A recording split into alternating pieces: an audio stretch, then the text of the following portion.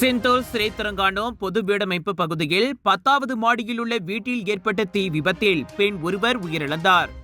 50 வயது மதிக்கத்தக்க அந்த பெண் வீட்டின் குளியல் அறையில் இறந்து கிடந்ததை தீயணைப்பு மற்றும் மீட்புத் துறையினர் கண்டுபிடித்தனர். பின்னிரவு மணி 12:38 அளவில் இச்சம்பவம் குறித்து தகவல் கிடைத்ததாக கோலாலம்பூர் தீயணைப்பு மற்றும் மீட்புத் துறையின் நடவடிக்கை பிரிவின் முதல்நிலை கமாண்டர் யோகேஸ்வரன் தெரிவித்தார்.